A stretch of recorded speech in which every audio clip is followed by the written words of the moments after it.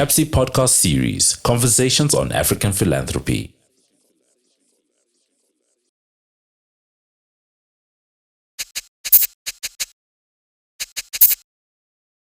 Welcome to another episode with me, Peginkos Moyo, on the Conversations on African Philanthropy. We are shooting this episode on the sidelines of the East Africa Philanthropy Conference held in Zanzibar. I'm very excited today to be joined by Brian Kagoro. Brian is currently with the Open Society Foundations Global, but before then, Brian has worked in several institutions such as the United Nations. He has also delved in consultancy.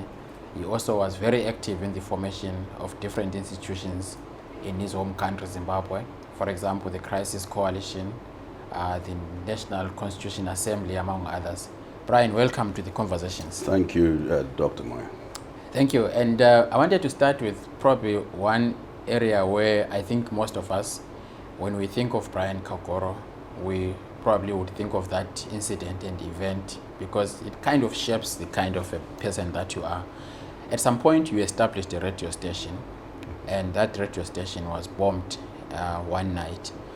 Maybe let's start there because I think it kind of shapes the kind of truth to power that you have become to be known for. Can you go back to that event and maybe reflect for our viewers in terms of what happened and what that incident led to in terms of your own life trajectory? So Voice of the People Radio was established by a number of colleagues who were working in civil society, the legal profession, and in journalism. In establishing the radio station, the intention was to ensure that you have equitable access to information, especially for folks who were in rural areas in Zimbabwe. So the idea was because there was only one radio license, which was the state-run radio.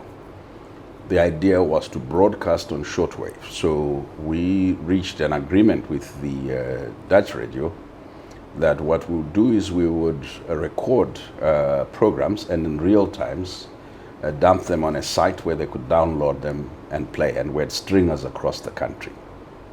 We employed at the radio station very well-known journalists, small team who did amazing work. Our programming was not purely political. We touched things such as HIV and AIDS, youth empowerment, women's rights, and etc.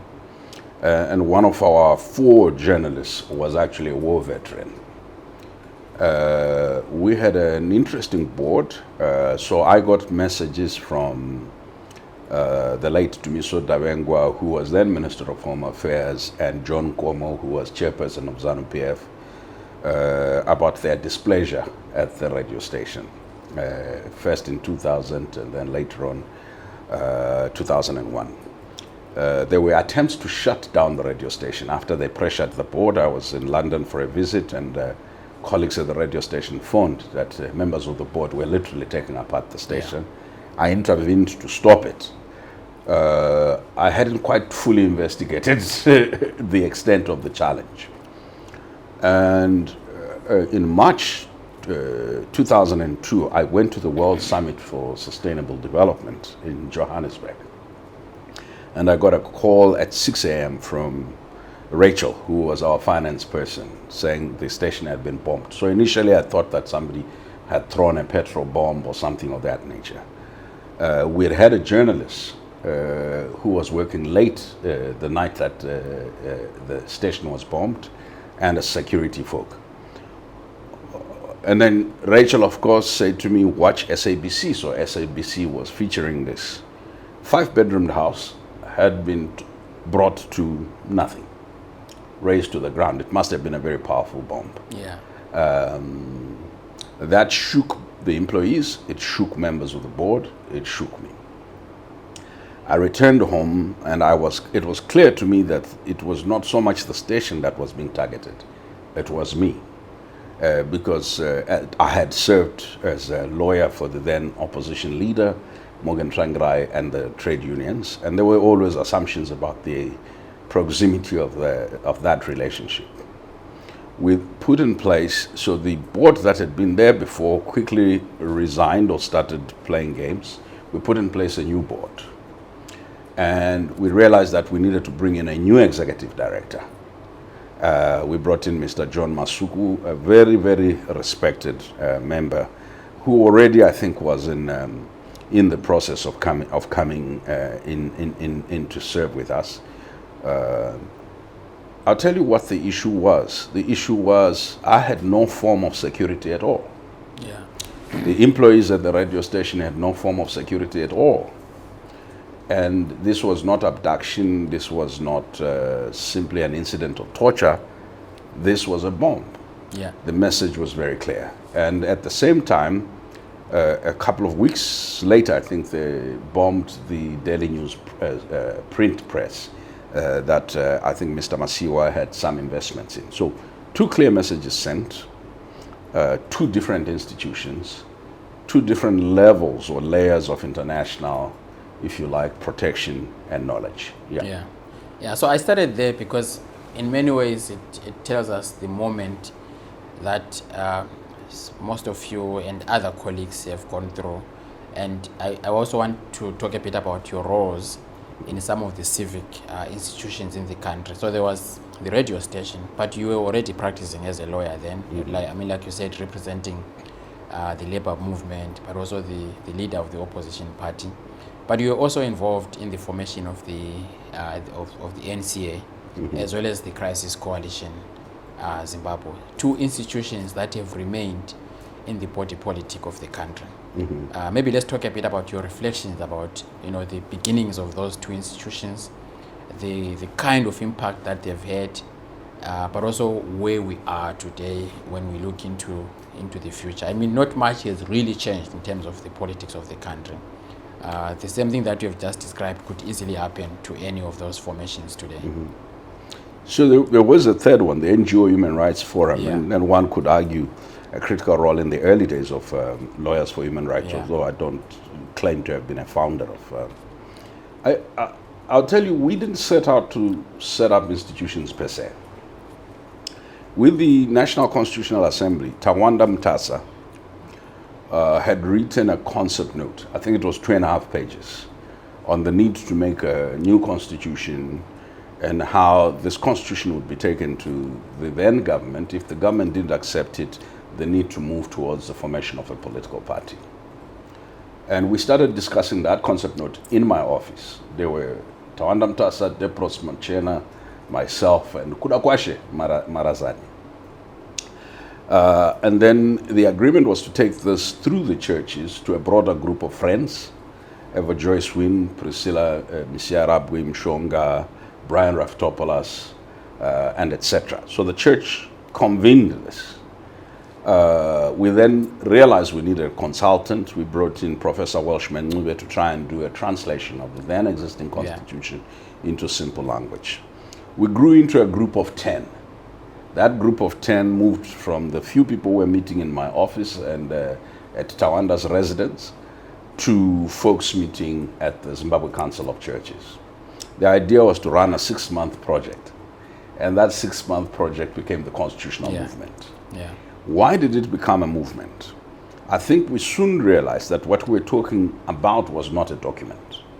What we're talking about was a broader social contract question. What we're talking about was the reordering of a post-liberation state. Because we had inherited a constitution from Lancaster House, which was a ceasefire document, had not had an opportunity within the 16 years of independence then to negotiate the terms upon which we were to be governed and the power map. So we felt, and rather naively, that this was a common sense position. Once you present it, it would be accepted. Of course, there was a resistance first from the state. We found allies within ZANU-PF, and unusual allies, who began to demand for constitutional reform within ZANU-PF. And so 2 processes emerged. The state attempted to subvert the popular process by setting up a formal process. And then it also attempted to conscript in that formal process some of our critical members, the trade unions, youth, and etc., and etc. They were partially successful. And so that's why when Zimbabwe went to the referendum in 2000, there were 2 parallel tracks.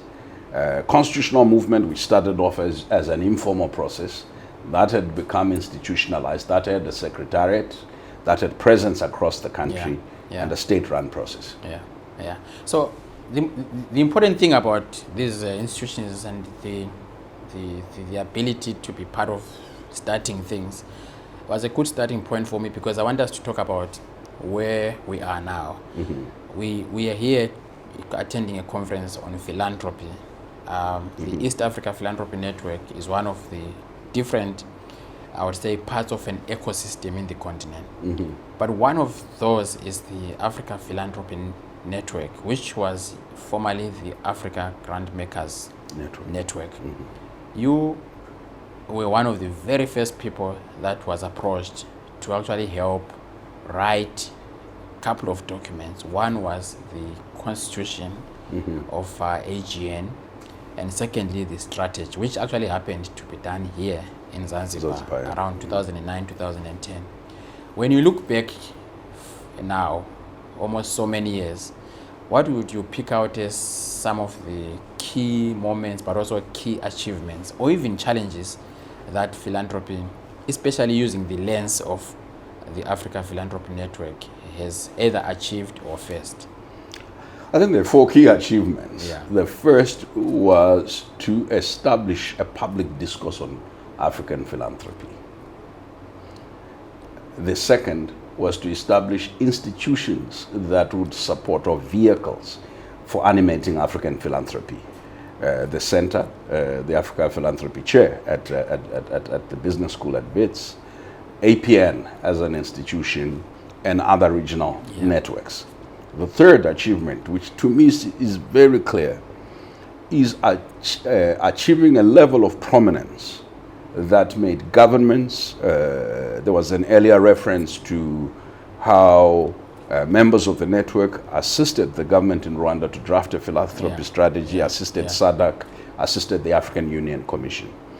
Is this moving from an idea to a practical animation to policy, the acceptance by the African Union in its conceptualization of development finance, the acceptance by the United Nations, the acceptance by critical policy bodies of the role of philanthropy in development. But the fourth achievement is building the movement, the constituency. From the few people that were here in 2009, 2010, to over 300 people who are here, that's a massive leap in growth and diversity. However, I think that it's useful for us to reflect on certain things. There is a tendency when something grows this rapidly to replicate, almost on an industrial scale, Eurocentric lens of what African philanthropy is. In the beginning, we were fairly clear. African philanthropy was not founded on the idea of the rich giving to the poor. It was founded first on the principle of mutuality. In every African society, even the poor could give. African philanthropy was founded, number 2, on solidarity. The idea that you are because I am, Ubuntu. We complete each other by vesting each other with dignity and equal humanity, which is the third principle. Why is this important? We never looked outward for the resources that sustained and nourished philanthropy. We always looked around us. The poor person who could not offer material financial resources always had something to offer. Labor, time, and etc. So that mutuality humanized. And the distinctive difference is that African philanthropy was not based purely on the need to relieve distress or humanitarian imperative. Yes, there was some humanitarian intervention, but the primary objective of African philanthropy was this idea that the wholeness of society, its wholesomeness, its well-being and welfare was when all its parts were functioning in soundness and sound health. And that therefore the institution was about how to distribute common wealth within society, how to distribute common interests within society. But it was also based on obligation. It was not optional to give in our society. We did not only give to the family, because these are some of the myths that we hear. Yeah. We gave to strangers. In the Nguni language, they say, isisu somhambi asinganani singango ponjwana loembuzi, which means the stomach of a stranger or a visitor is not big. Yeah. It's as small as the horn of a goat, which means that it was imperative to take care of strangers. And also we had in our traditions of giving, future focus and intergenerational. In the Shona language, they say Ramangwana rirongere. That means plan for the future. Yeah. The grain banks that we had in our societies from East Africa, West Africa, Southern Africa, were the realization in African society that you did not consume the seed, you needed it for tomorrow. Yeah. You did not consume the excess, you needed it for the moments of drought. Yeah. So the geospatial, the environmental or ecological, the political and social reality of our people defined how they did solidarity, mutuality, and equal humanity. Yeah, it's interesting that you talk about this futuristic thing, but also the grain banks, because in the philanthropy space, these will be what we call endowments. Essentially, it's an endowment. When you when they say build an endowment, if you had to put it in simple language in terms of where we come from, it's exactly that. But you know, you and I have been in spaces where we have also been just testing ideas. And earlier on in the plenary session, I talked about the time when we were testing an idea around economic governance and just trying to do things differently and asking individuals to do what they've always wanted to do, but they did not have the resources to do. And that process has led to some of the most successful debates in the continent, including some policies. I mentioned, the group, the Tax Justice Network, but there are many others that were part of that process. Looking back, I mean, we were probably, people might say we were crazy, but looking back, would you do exactly that, almost in a similar fashion, if you were given the resources today? An emphatic yes. Yeah. The framing of resources and nativity or blackness was based on a colonial racist notion drawn from Hegel. Hegel says the native is in everything else but vice and infant. The colonial system treated blacks essentially as untrustworthy, and therefore that if you put any resources, including money, near black people, you had to over-police it. So you built a whole constraining infrastructure, because what was missing is the ingredient of trust. And yet African philanthropy that we were describing earlier was based, you needed trust. That trust was based on the understanding that everyone operates on the basis of mutuality and not self-enrichment or benefit. Why was it revolutionary in 2010 for the work that you and Akwasiai do and others asked me to assist with, to identify groups that had not approached you for funding, but whose footprint in society you could trace, whether it's FemNet or Tax Justice Network Africa, AJN, and etc. I'll tell you why it was revolutionary. The indignity that people who want to do social transformation face in the modern day funding landscape is they've become hunter-gatherers. So this hunting and gathering money in order to simply survive now determines what they do as a strategy, as opposed to the passion, the mission, and the vision for transformation. So why would we do it again? We would do it again because it releases people from the primordial instinct to be a hunter-gatherer in modern society, but to focus on the mission without the constraints that say, well, you have to write a proposal. The proposal has to make English sense. Most of the people who do transformative work may not be very good at writing proposals in English or French, but their ideas are timeless. Their ideas are transformative. The ability of the grant maker to see the idea as the basis of transformation and not good English, and not necessarily complexity of the institution and etc. is key. We have to reconceptualize what accountability therefore will look like. I would do it again 100 times. And of course, the other thing is, when I think about it now, you have worked for civil society institutions in your own country, but also globally. You have also worked for the United Nations, and now you are working for a philanthropic organization. So you probably sit in a space where you can reflect holistically when you look at questions of development.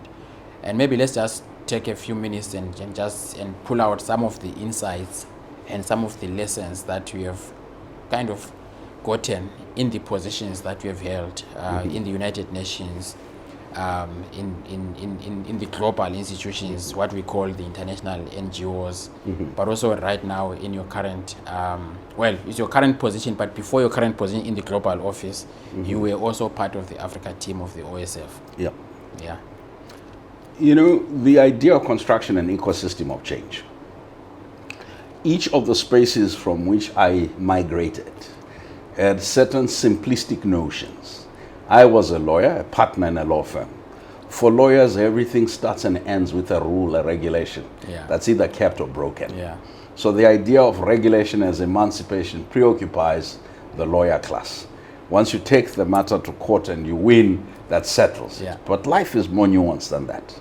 I then worked in the NGO space, where the idea was the government is the problem. Yeah. So once you fix the government and its ethics, you fix the problem. Yeah. But some problems are structural. Then I worked for the United Nations. The United Nations Development Program is anchored on the belief that if you solve the development question, you solve the human crisis. Yeah. But some problems are historical. Let's take the issue of racism, the issue of, if you like, erasure of black history, black memory, black contribution, the distortion of narrative, including about African philanthropy, right? So it is, I learned within the United Nations system that no matter how good a development programmer is, you have to remember what that Canadian poet, Edward Markham, said. Why do we build the cities glorious if in building the city remains unbuilt? We still have to build the human beings that must do transformative development. You transform people.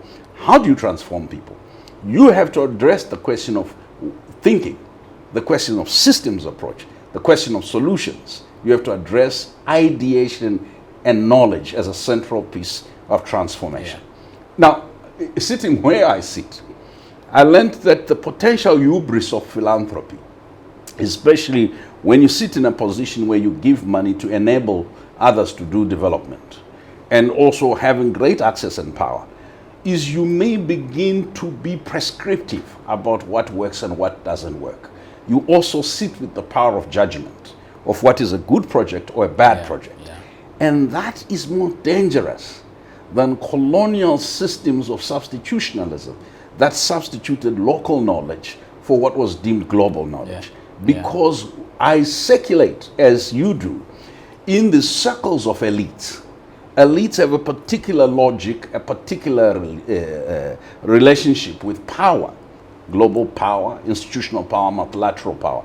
They're sometimes so fundamentally disconnected from local reality, and they have a very dismissive sense of the contribution of movements, the locals, to transformation. When they think about movements, elites often think about instrumentalizing movements, as opposed to, so if movements have an instrumental value, but they also have an innate value. So you don't just think about movements in the sense that, how can we use that movement to get democracy? How can we move that movement? If you do that, you create a client state of delegitimized entities, fragmented and divided, because they begin to order themselves according to colonies of funding. So if one funder is doing inequality and another is doing democracy is another. These are entities that are supposed to solve very complex problems, Becky. Think about this. The same woman who's a victim of domestic violence is the same woman who is a victim of debt that's affecting service delivery, is the same woman who has maternal healthcare challenges, the same woman who's facing food insecurity. Donors tend to solve for these issues in compartments. And fragmenting one woman who's already carrying the burden of underdevelopment and betrayal by the state, by the market, by movements, is unacceptable. And so from where I sit, I've learned that we need to be humble. Humble enough to know that people without us have managed to survive. People without us have managed to innovate. Yeah. So we are not bringing innovation. The idea and the capacity to blend what we know, the privileges that we bring because of access and other things, the resources, Yeah. as well as this organic transformative power of those who are directly affected Yeah. by whether it's poverty, inequality, injustice, and etc. Yeah. is key. But finally, what I've learned actually, Becky, is that we have so many brilliant institutions and individuals in Africa, but uncoordinated brilliance equals mediocrity. Yeah. That part of this competition for resources, competition, this beauty pageantry to please the donor systems and classes, has actually neutered and muted the voice of African development change makers. Yeah. So, I mean, obviously, one could say in simple terms, philanthropy's role is really to facilitate innovation and development, but not to provide solutions, which is what normally philanthropy does, is to go in and want to provide solutions. I want us to end with a discussion or reflection on your current work right now. So, firstly, just to simplify, there's Open Society Foundations Africa, and then there's the global. For people that are hearing this for the first time, how is Open Society structured and configured? Oh, that structure will change actually in the next few days. So let me explain. Historically, Open Society had global thematic programs, about 10 or 12 of them. Higher education, human rights initiative, and etc. We went through a very comprehensive reform process over the last 2 years that changed these into 4 global programs: Justice and Intersectionality, which I lead, climate change, expression, which includes media and tech, and then we had economy, or what we call equity, which looks at economic justice and etc. We also had what we called initiatives, where we have a huge initiative on democracy, on multilateral reform, and etc. The idea was that the global would be an aggregation of our work at a transnational, multilateral, cross-regional level. That resources and expertise within the regions would be applied not only to engage regional reality, but also to bring up work from the bottom up towards what we're calling the global spaces. We're changing that a little. We realized within the first year of operation that in essence, whether every issue that's local is global, right? If you deal with a climate change question in Burundi, climate change question in Burundi is a global question, right? If you deal with Ukraine at the moment, Ukraine is happening in a country, but Ukraine is global because of the impact it has had on African food security. So we say this bifurcation between global, regional, local is itself perhaps a challenge, because it makes certain assumptions that Becky, an African who's working in global, has no regional or national expertise. That Susan, a person working at the local level, has no global expertise. I think that separation creates a coloniality of knowledge, that they are knowers, then they are doers. The current system, or the new system, is bringing into place a simple question. What are those issues that we are solving for in the world out there? What is the challenge, or what is the opportunity? How do we organize ourselves around that challenge or opportunity? So it's a solution-based approach, but also accepting that the flexibility, skills, innovation, and interest of staff matter. So instead of containing you as a purely justice person, it is possible that you may be interested in applying your justice expertise to climate or to expression. So it allows a more flexible construction of teams. Of course, like any other system, Becky, what we've learned is that there were benefits and merits of the very first system of thematic programs. There were benefits and merits of the global programs. There are benefits and merits of a more cause, issue, opportunity-driven model. But we've accepted one fundamental thing within that open society. Number one, that there are certain problems that are long-term. There is no short, quick solution. You continue to work on those. But there are certain things that are opportunistic, that you can't solve with a bureaucracy that's geared towards a more long-term investment. Yeah. That you need to blend harvesting opportunity with addressing long-term problems. And then your personnel have to have both the skills, the flexibility, as well as, I think, an entrepreneurial approach. We're not the primary actors, right? By and large, we support primary actors. There are things that we do in our own name, but even that is not the sum total of why our foundation was set up.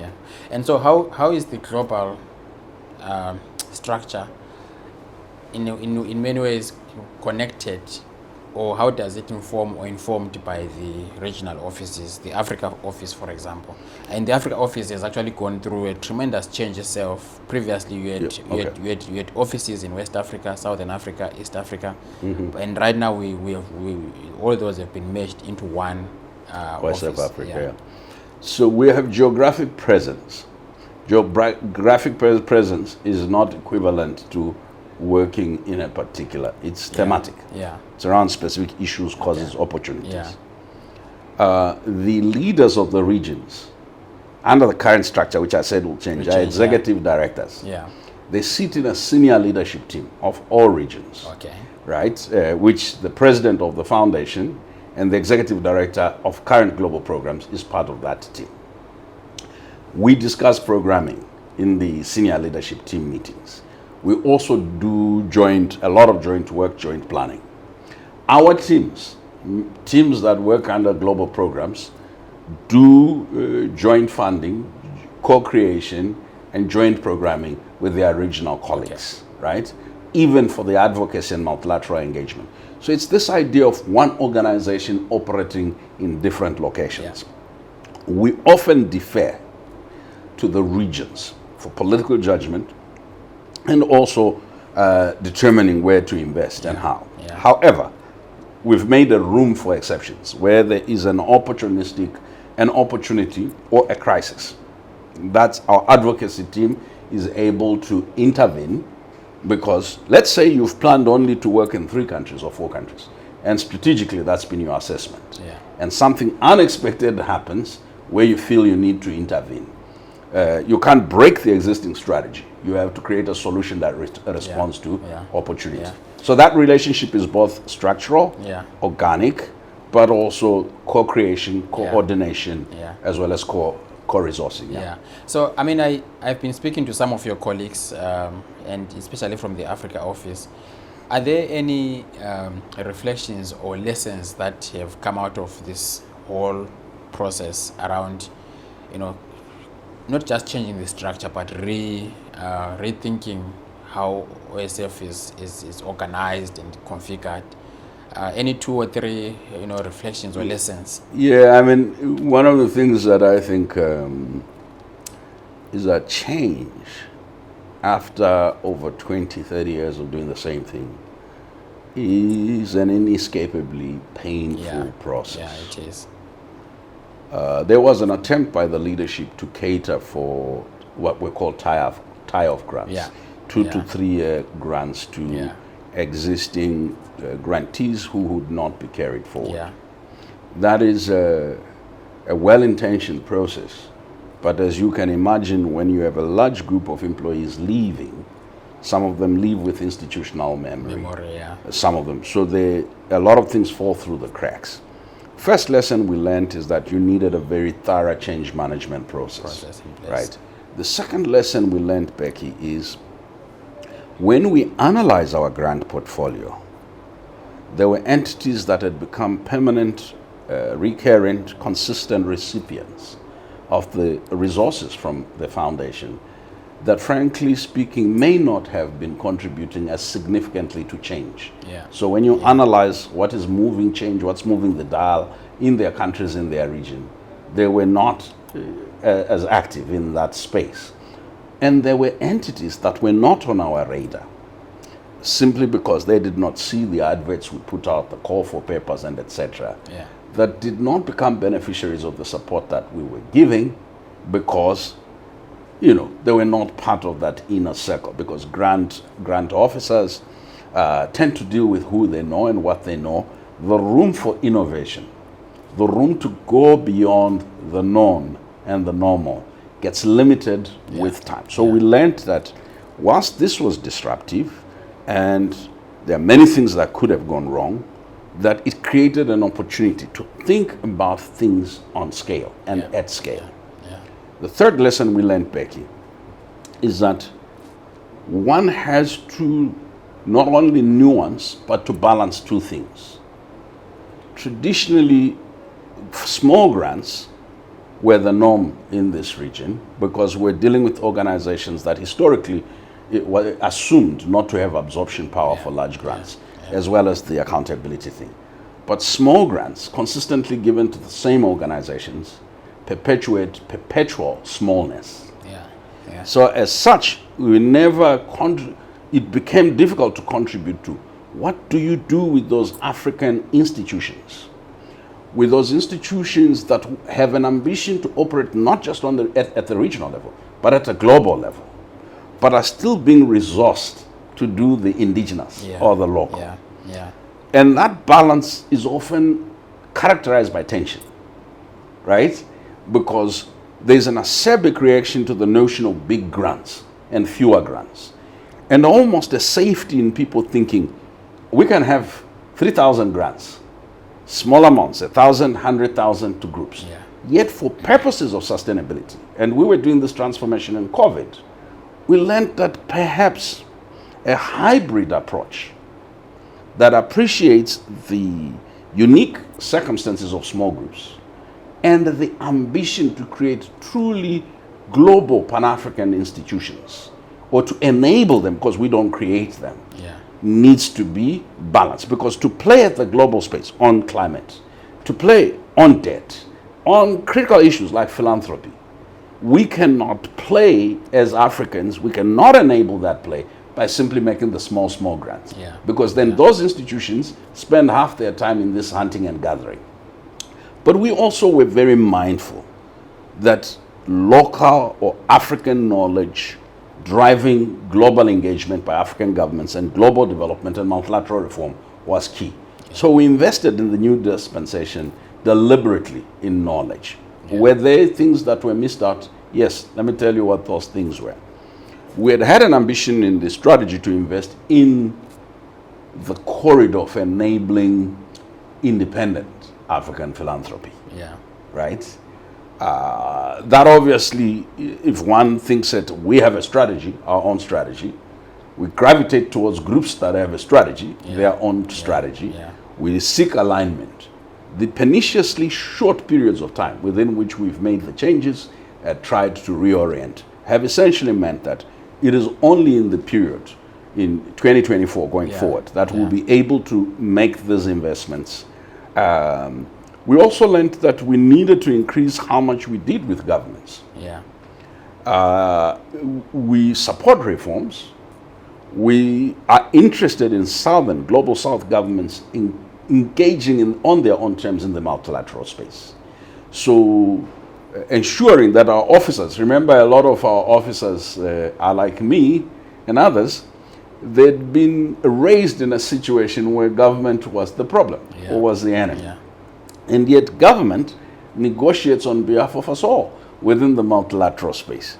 So the ability to influence what governments contribute to, or to contribute to what our governments actually take to the multilateral space by producing evidence, knowledge that's supportive and not only oppositional, became a key. Lastly, I think that we also realized, Becky, that holding external powers, including traditional development supporters in Africa and emerging powers, as well as big corporates that are too big for some small local civil society, was a key issue.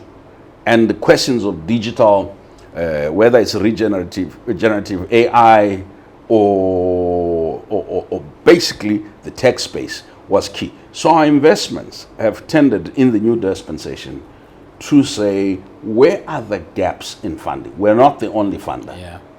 We're the biggest human rights or democracy funder, but we're not the only funder. Where are the gaps? And where are the opportunities? Lastly, how do we collaborate with other funders in arts and culture and elsewhere? So there's a lot more collaboration. There's a lot more humility that has come with the reforms. But it's not been as tidy as I think the leadership would have wanted it to be. Yeah. It's because it's a messy process. Yeah, thank you so much for that, because I think a lot of partners, a lot of onlookers are keen to learn from the journey that OSF has embarked on. Is probably not the only one that has tried to rebrand and to reconfigure, but also to reorient, because the context has changed. But I think because you support such a huge group of partners, people have been keen to hear your reflections. I mean, lastly, I want to really thank you, Brian.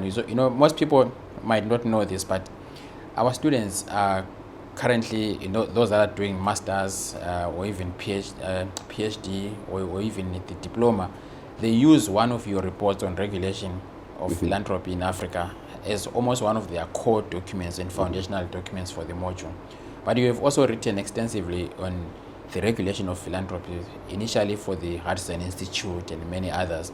And not many people might actually know that, and I really want to make sure that that is recorded for history, because we have to go back and retell the stories of where everything started.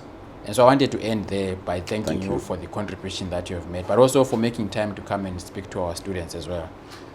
So thank you so much, Brian, for making the time. Thank you for the opportunity, Doc, and the team. Thank you so much. Thank you so much. Yeah. That was Brian Kagoro, currently with the OSF Global Program. Thank you for watching. We'll see you next time. You've been listening to the CAPSI podcast series, Conversations on African Philanthropy.